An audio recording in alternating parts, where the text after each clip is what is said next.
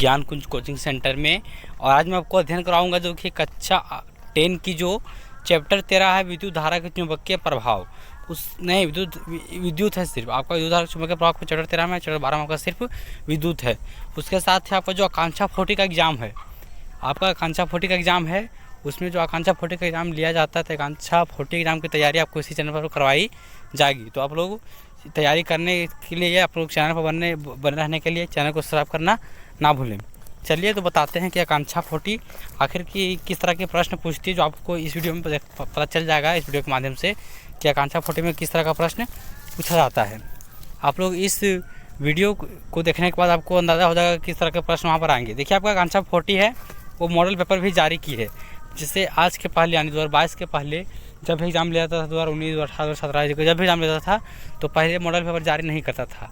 लेकिन अब से नया सिस्टम लागू किया है जिसमें से आपको क्या करता है कि मॉडल पेपर को जारी कर रहा है।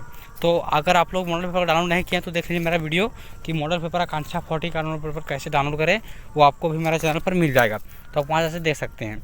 देखिए बात करते हैं जिसके लिए हमने वीडियो बनाने के जिस टॉपिक पर हमको वीडियो बनाना है, वो देखिए वीडियो आपका यहाँ इससे स्टार्ट होता है। जिससे आपको देखिए विद्युत धारा है, तो धारा से जो रिलेटेड क्वेश्चन है जो इम्पोर्टेंट भी आई जो आपका आकांक्षा 40 में आने वाला है आज।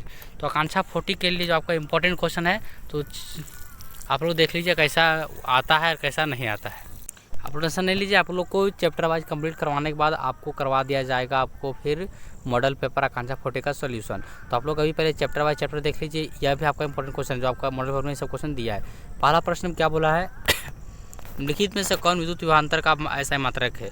तो विद्युत या विभवांतर का ऐसा मात्रक क्या है, तो आपका यहाँ पर हो जाएगा वोल्ट होता है विभवांतर का ऐसा मात्रक। दूसरा क्या है, ऊर्जा का ऐसा मात्रक क्या होता है, तो ऊर्जा का ऐसा मात्रक आपका जूल होता है। तीसरा प्रश्न है कि आवेश का मात्रक क्या होता है, आवेश का, तो आवेश का मात्रक होता है आपका कूलॉम। विद्युत धारा का ऐसा मात्रक क्या होता है, तो विद्युत धारा का ऐसा मात्रक आपका हो जाएगा यहाँ पर एम्पियर। अगला प्रश्न है कि विद्युत शक्ति का ऐसा मात्रक क्या है, तो यहाँ पर आंसर होगा वाट।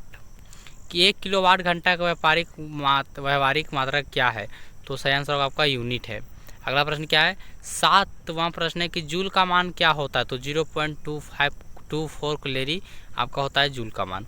प्रतिरोध का मतलब क्या होता है, प्रतिरोध बोले या प्रतिरोधकता बोले, तो देखिए प्रतिरोध का मात्रक होता है ओम, लेकिन आपको अगर पूछेगा प्रतिरोधकता तो आपको वहाँ आंसर देना होगा प्रतिरोधकता का ओम मीटर, और फिर प्रतिरोध पूछेगा तो आपको हो जाएगा सही आंसर ओम। क्या अगला प्रश्न देखिए, प्रतिरोधकता का मात्रक क्या है, तो आंसर होगा ओम मीटर। अगला है अस्थिर विद्युत में आवेश, तो आपका आंसर होगा कि अस्थिर विद्युत में आपका जो होता है वो विरामावस्था में रहता है यानी रुका हुआ रहते हैं। अगला धारा विद्युत में आवेश रहते हैं, अगर धारा विद्युत रहेगा तो उसमें आपका आवेश रहता है वो गति अवस्था में रहता है। आप लोग को लगता हो कि हमने बहुत जल्दी क्वेश्चन करवा रहे हैं, तो आप लोग एक काम कीजिए, वीडियो का स्पीड को कम कर दीजिए, उसके अनुसार से आप देखिए, अन्यथा तो फिर आप एक काम और कर सकते हैं। आप लोग यहाँ पर से वीडियो देखिए और चैनल को सब्सक्राइब कर लिए। जब आपका पूरा फिजिक्स कंप्लीट हो जाएगा तो आपको सबसे फिजिक्स के लास्ट वीडियो में आपका फिजिक्स के जो लास्ट चैप्टर उसमें आपका जो वीडियो बनेगा उसमें आपका फिर वहाँ PDF दे दिया जाएगा। तो इसके लिए आप चैनल को सब्सक्राइब कर लें। अगला क्या बोला है, जिन पदार्थों में विद्युत मुक्त रूप में प्रवाहित हो सकते हैं उन्हें कहते हैं, तो विद्युत चालक कहते हैं। अगला प्रश्न है, जिन पदार्थों में से विद्युत प्रवाह आसानी से नहीं होता है उसे कहते हैं विद्युत रोधी। अगला प्रश्न क्या है, विद्युत प्रवाह की दिशा मानी जाती है धन टर्मिनल से या ऋण टर्मिनल की ओर, तो आंसर होगा धन टर्मिनल से ऋण टर्मिनल की ओर। अगला प्रश्न है, एकांक समय में विद्युत आवेश के परिणाम के प्रवाह को क्या कहा जाता है। पहला ऑप्शन विद्युत विभव, दूसरा विद्युत प्रतिरोध, तीसरा विद्युत धारा, चौथा इनमें से कौन सा आंसर होगा आपका विद्युत धारा। अगला प्रश्न है, किसी तार से विद्युत धारा प्रवाहित होती है तो तार के प्रत्येक बिंदु से कितना इलेक्ट्रॉन प्रवाहित होती है, तो आंसर होगा 6×10⁻18। अगला प्रश्न क्या है, किसी विद्युत के लैंप से 0.41 की धारा एम्पियर की धारा प्रवाहित हो रही है, तो अगर लैंप 3 घंटे तक प्रकाश देता है तो प्रवाहित आवेश है 4320 कूलॉम। अगला प्रश्न क्या है, किसी विद्युत परिपथ में परिपथ के प्रतिरोध को परिवर्तित करने के लिए किस युक्ति का उपयोग किया जाता है, तो धारा नियंत्रण का यहाँ पर आपका उपयोग किया जाता है दूसरे प्रतिरोध को परिवर्तित करने के लिए, बदलने के लिए। कोई विद्युत बल्ब 220 वोल्ट के जनित्र से संयोजित है, यदि बल्ब से 0.50 ये एम्पीयर विद्युत धारा प्रवाहित होती तो बल्ब की शक्ति कितना होगी, तो आपका यहाँ पर हो जाएगा 110 वाट। अगला प्रश्न क्या दिया है, किसी विद्युत बल्ब के तंतु में से 0.5 एम्पीयर विद्युत धारा 10 मिनट तक प्रवाहित होती है, विद्युत परिपथ से प्रवाहित विद्युत आवेश का परिणाम होता है आपका आंसर होगा 300 कूलम। अगला प्रश्न क्या है, विद्युत प्रवाहित कर किसी धातु की वस्तु पर अन्य किसी वांछित धातु की परत निक्षेपित करने की प्रक्रम को क्या कहते हैं? तो संसार का विद्युत लेपन कहते हैं। विद्युत बल्ब के भीतर निष्क्रिय गैस भरी जाती है, टंगस्टन के वाष्पन को रोकने के लिए आपका निष्क्रिय गैस भरी जाती है। अगला, विद्युत बल्ब का फिलामेंट बना होता है कौन सा धातु का? तो यहाँ पर होगा टंगस्टन धातु का बना होता है। विद्युत बल्ब का जो फिलामेंट होता है आपका टंगस्टन बना होता है। किसी स्थायी विद्युत धारा आई द्वारा टी समय उत्पन्न ऊष्मा की मात्रा क्या है? आदि ऊष्मा आय है आपका, तो हो जाएगा VIT हो जाएगा यहाँ पर। अगला, विद्युत चुंबक बनाने के उपयुक्त पदार्थ है नरम लोहा। अगला, किसी विद्युत धारा के सतत तथा बंद पथ को क्या कहते हैं? तो किसी विद्युत धारा के सतत तथा बंद पथ को विद्युत परिपथ कहते हैं। अगला प्रश्न क्या है, देखिए कि विद्युत धारा के तापीय प्रवाह का उपयोग किस में नहीं होता है? तो विद्युत पंखा में नहीं होता है। बाकी देखिए आपका विद्युत बल्ब, विद्युत इस्त्री, विद्युत हीटर में आपका तापीय प्रवाह होता है। बाकी विद्युत पंखा में इसका प्रयोग नहीं होता है, उसमें कोई मोटर लगा होता है ना, तो इसमें तापीय प्रवाह का यूज नहीं किया जाता है। अगला है, विद्युत धारा की चाल प्रकाश की चाल में क्या संबंध है? तो सेंसर का दोनों की चाल समान है।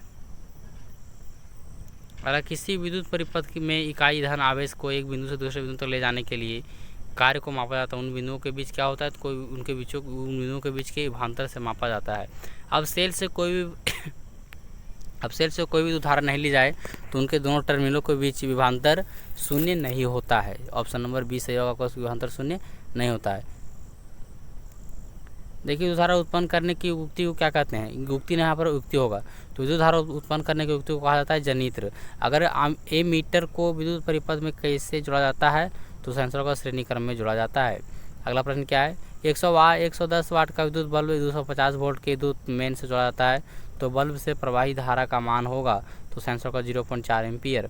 जब किसी चालक तार से विद्युत धारा प्रवाहित होती है तो गतिशील कण होते हैं, वहाँ पर आपका इलेक्ट्रॉन गतिशील कण कौन होते हैं? तो आपका यहाँ पर जाएगा इलेक्ट्रॉन गतिशील कण होते हैं।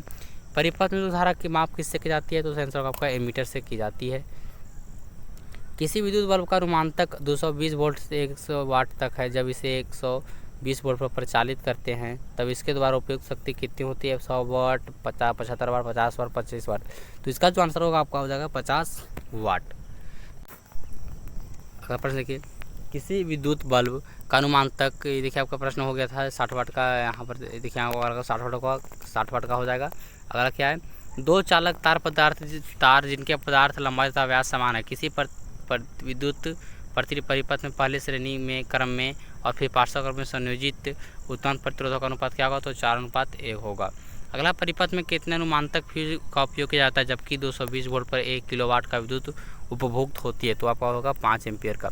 परिपथ से किन्हीं दो बिंदुओं के बीच का विभवांतर मापा जाता है, तो परिपथ में किन्हीं दो बिंदुओं के बीच के विभवांतर को मापा जाता है आप कहाँ? वोल्ट मीटर से मापा जाता है। देखिए ये सब क्वेश्चन बहुत इंपॉर्टेंट है, तो इसलिए आप क्या कीजिए, आपको नहीं तो आप वीडियो को रोक करके नोट कीजिए, एक बोलते हैं उसके बाद दूसरा वीडियो रोक के लिखिए, नहीं तो आपका काम कीजिए, आप स्क्रीनशॉट लेते जाइए स्पीड में और एक बार करके लिख लीजिएगा, नहीं तो फिर आप वेट कीजिए, हमारे चैनल को सब्सक्राइब कीजिए, हाँ तो कमेंट कीजिए पीडीएफ के लिए, हाँ तो फिर अपना पीडीएफ कमेंट नंबर में मोबाइल नंबर दीजिए, वहाँ से हम आपको पीडीएफ भेज देंगे।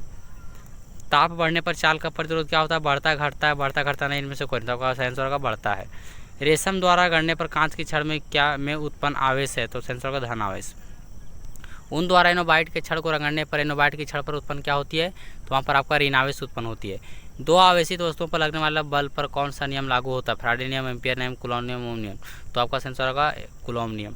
अगला प्रश्न क्या है, कूलॉम के नियम से के को क्या कहा जाता है? तो समानुपाती का स्थिरांक कहा जाता है।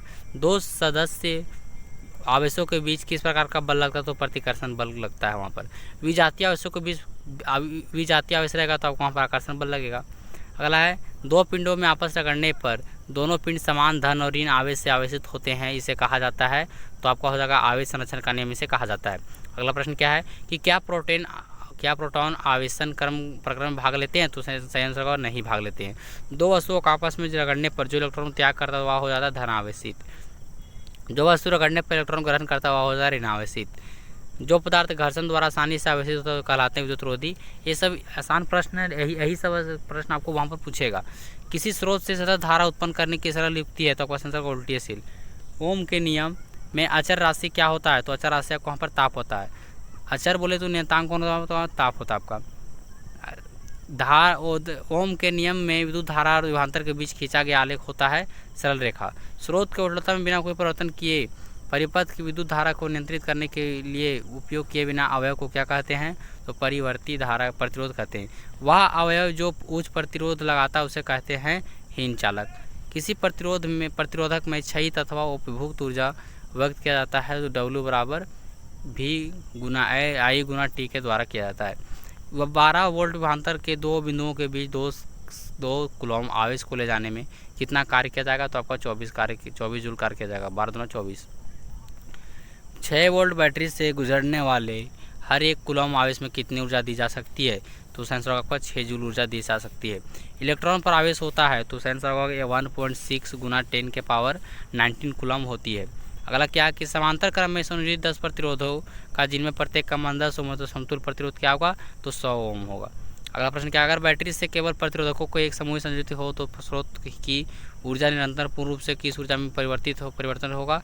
तो तापीय ऊर्जा में परिवर्तित होगा। अर्धचालक का ताप बढ़ाने पर उसका प्रतिरोध अपरिवर्तनीय रहता है। यदि चांदी के तार पर ताप बढ़ाया जाए तो उसका प्रतिरोध बढ़ेगा। बोला है R1 तथा R2 दो प्रतिरोध समांतर श्रेणी में जुड़े हो तो समतुल्य प्रतिरोध का प्रत्येक से कम होगा। अगला क्या है, यदि 4 समान प्रतिरोध को श्रेणी क्रम में जोड़ा जाता है तो उनका तुल्य प्रतिरोध 20 ओम है तो प्रत्येक प्रतिरोध होगा तो आपका 5 ओम होगा, क्योंकि चारों बराबर है। और श्रेणी क्रम में क्या होता है कि चारों को जोड़ दो आपका हो जाएगा। सेल का विभव बल क्या बोल रहा है? विद्युत विभव बल। छोड़िए आगे बढ़ते हैं। रासायनिक ऊर्जा का कुछ भाग खर्च लेता है, आंतरिक ऊर्जा में लेता है। विभवांतर किसमें गति प्रदान करने का काम करता है? तो आपका आंसर होगा इलेक्ट्रॉन में गति प्रदान करने का काम करता है। अगला प्रश्न देखिए कि सेल के भीतर होने वाली रासायनिक अभिक्रिया सेल के दो टर्मिनलों के बीच उत्पन्न करता है, वो आपका हो जाएगा विभवांतर। अगला क्या, बल्ब की आयु में वृद्धि के लिए इसमें मुख्यतः कौन से गैस भरे जाते हैं? तो नाइट्रोजन तथा आर्गन गैस भरे जाते हैं।